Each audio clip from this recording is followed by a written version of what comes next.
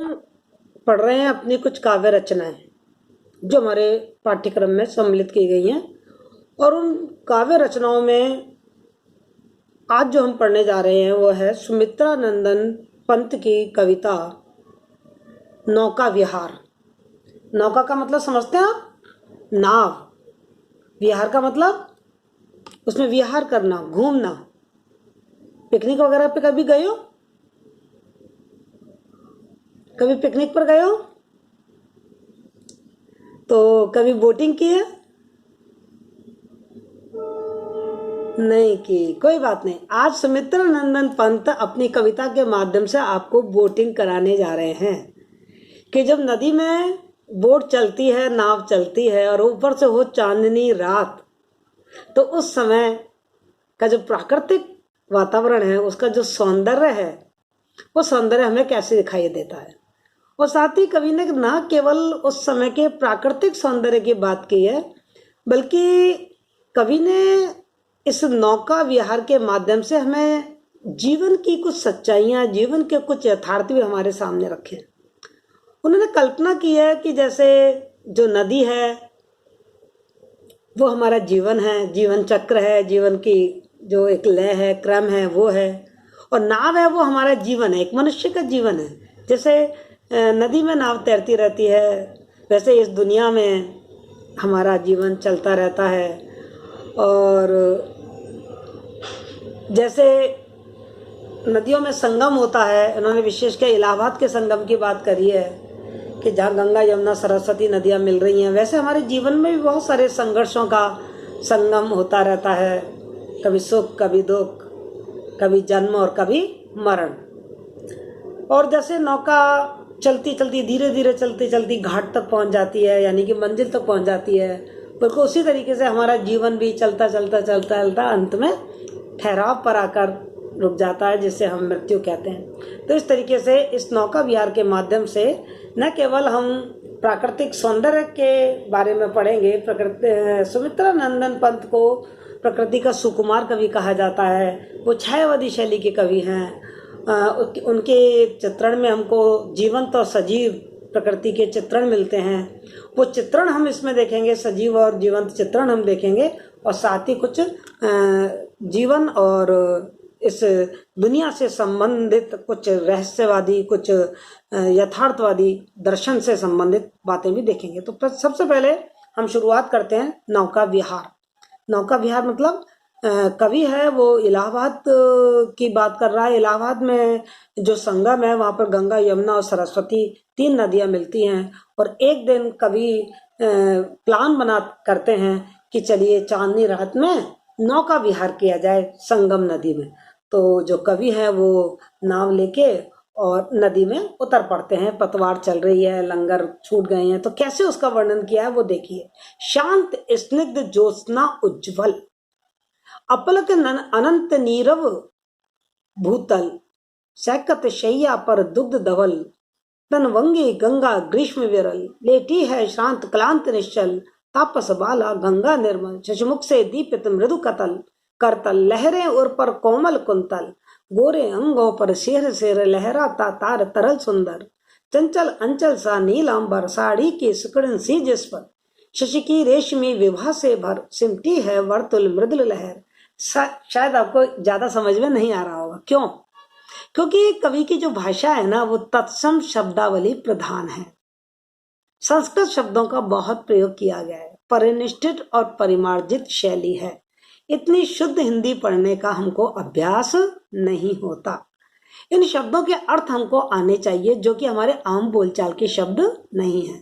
तो सुमित्रा नंदन पंत की भाषा हिंदी की खड़ी बोली है, और हिंदी की खड़ी बोली में संस्कृत तत्सम शब्दावलियों की प्रधानता है। तो उन शब्दों के अर्थ हमें ज्ञात करने पड़ेंगे, तब हम इसको याद कर पाएंगे। शांत स्निग्ध, स्निग्ध का मतलब तो समझ में आ गया आपको। स्निग्ध का मतलब है चिकना, प्रेम से भरा हुआ। ज्योत्सना मतलब चांदनी, जो चंद्रमा की रोशनी होती है उसको हम चांदनी कहते हैं।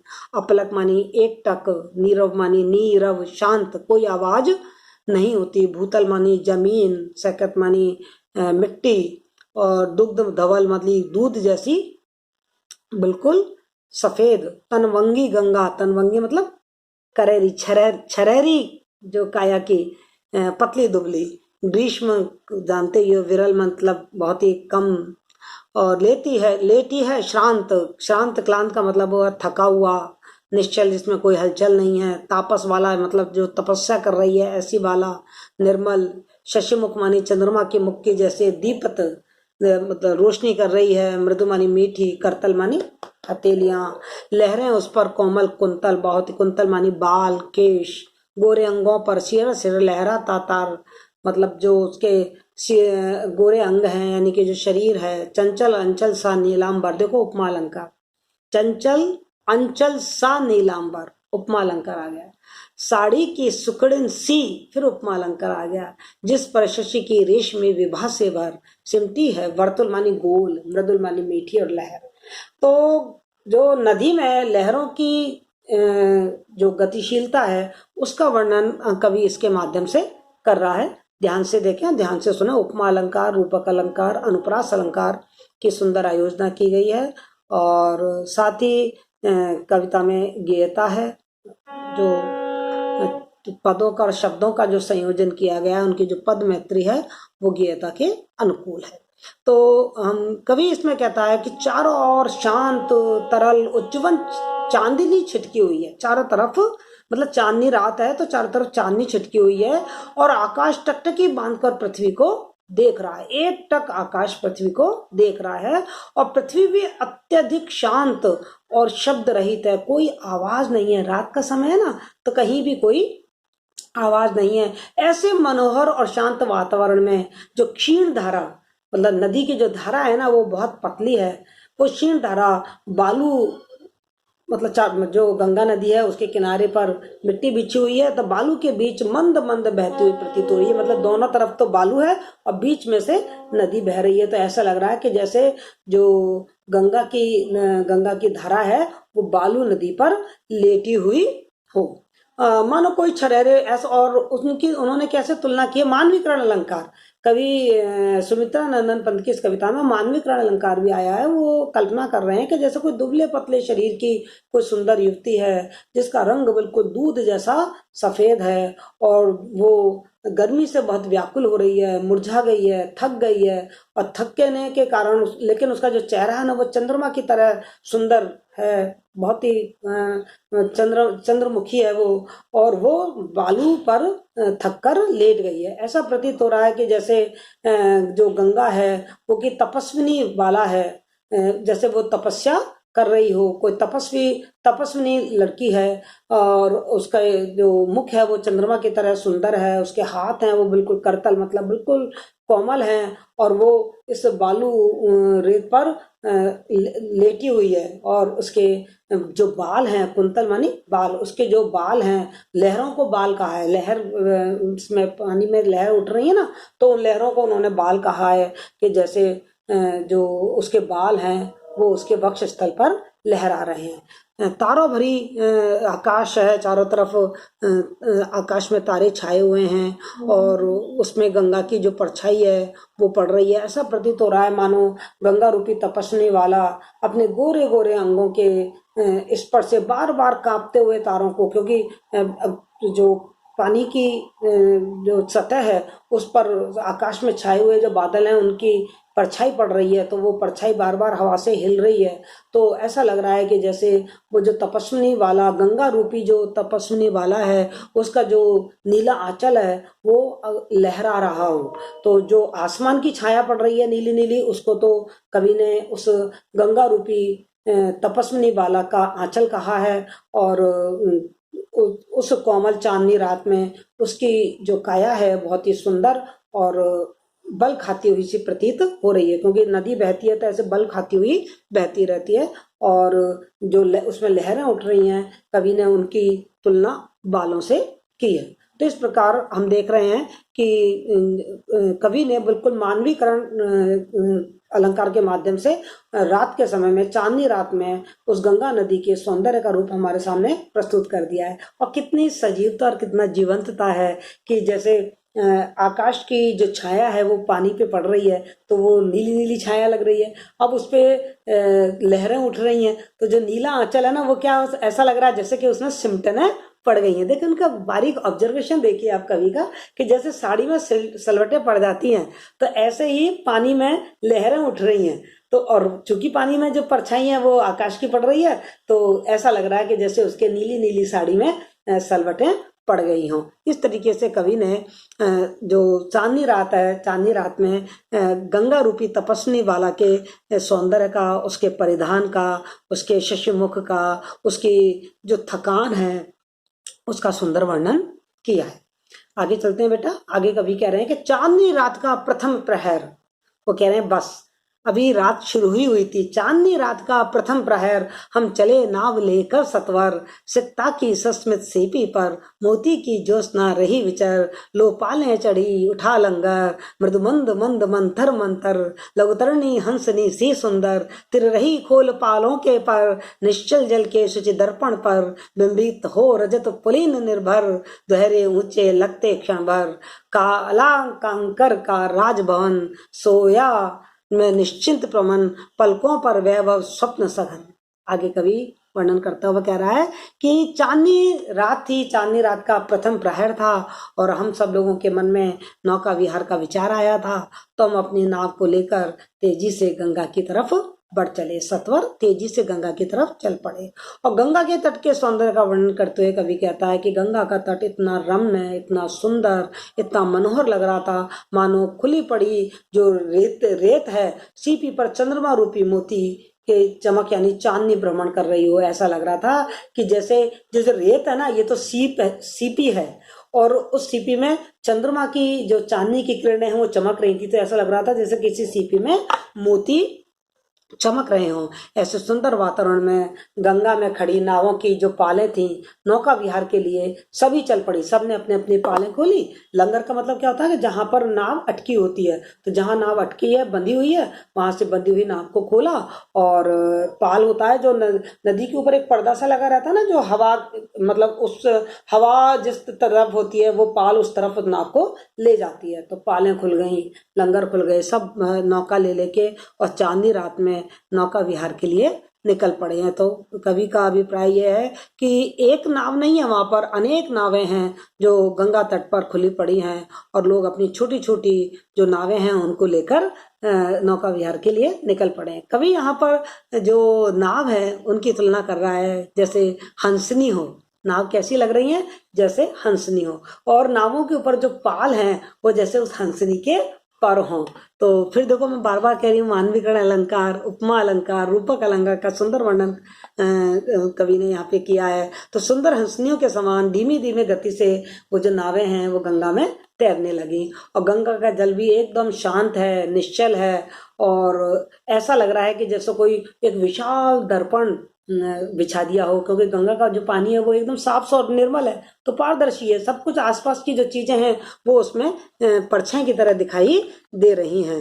तो उस जल रूपी स्वच्छ दर्पण में ऐसा लग रहा है जैसे चांदनी में नहा कर आया हुआ जो रेतीला तट है, जो चारों तरफ रेत बिछी हुई है, वो रेतीला तट जैसे चांदनी में नहा के आया हो, और उसका प्रतिबिंब भी इतने दुगने प्रकाश के साथ उस चांदनी रात में गंगा नदी के जल में दिखाई दे रहा है। और साथ ही गंगा के तट पर एक काला कांकर का एक राजभवन है, सुंदर सा, वो काला कांकर का राजभवन का प्रतिबिंब दिखाई दे रहा है, क्योंकि तट पर जो भी चीज होंगी उसका प्रतिबिंब नदी में दिखाई देगा।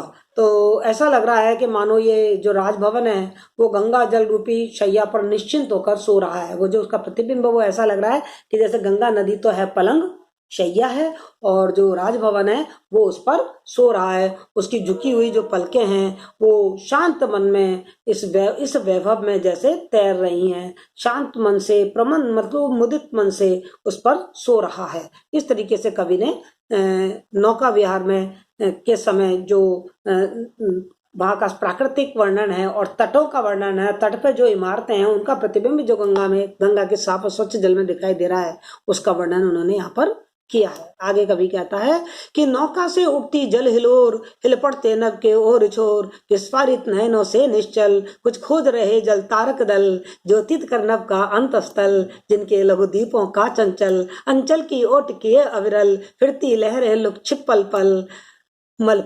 तैरती परिसी जल में कल, रुपहरे कचों में हो झल, लहरों के घूंघट से झुक झुक, दसवीं का शशि निज त्रियक मुख, दिखलाता मुग्धासा रुक रुक। और फिर वो कह रहे हैं कि जब हमारी नाव चल रही थी तो जो जल की जो धारा है वो किस तरीके से हिलोरें खा रही थी, और उस जल की धारा में जो चांदनी रात में चांद प्रतिबिंबित होता हुआ कैसा दिखाई दे रहा था कि जैसे कोई वो घूंघट में से बार बार कोई नवयुक्ति अपना सुंदर मुंह दिखा रही हो।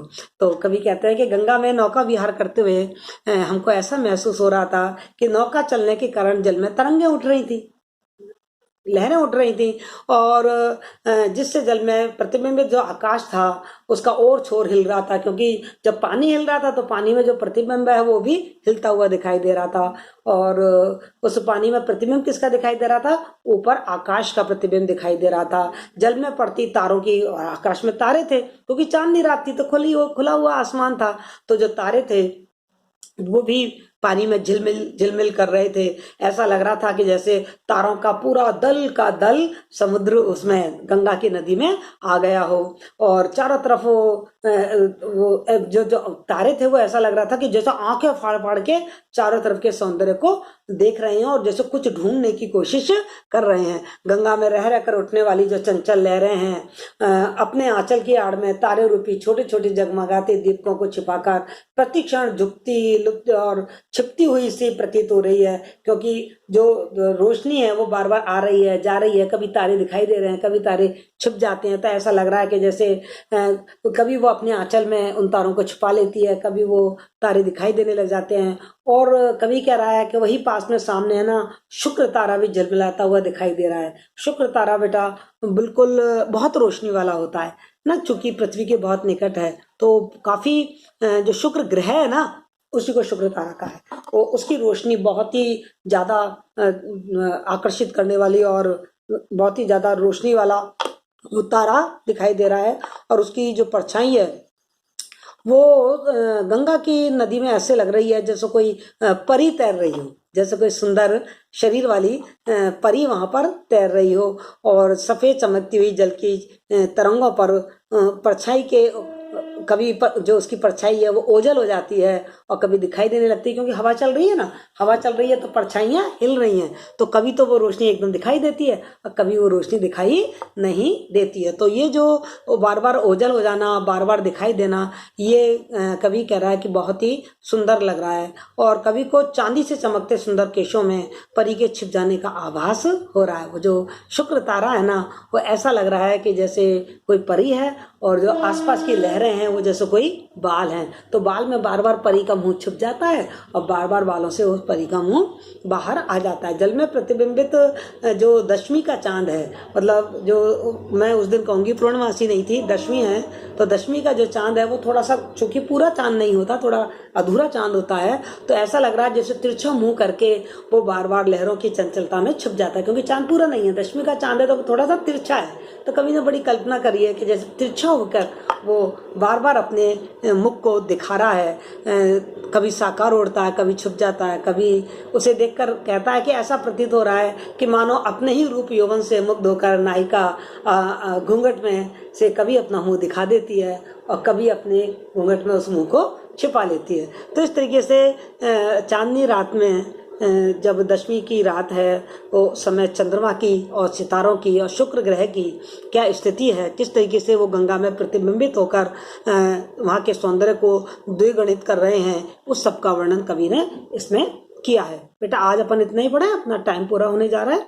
ये 3 मैंने अभी आपको नौका विहार के जो पद हैं वो पढ़ के सुनाए। यदि इनमें से कोई भी आपको प्रॉब्लम है तो आप कमेंट बॉक्स में लिखना और मुझे मैसेज करना। जो भी प्रॉब्लम होगी मैं आपकी प्रॉब्लम को सॉल्व करूंगी। इसके आगे हम नेक्स्ट क्लास में पढ़ेंगे। Okay, thank you, have a nice day.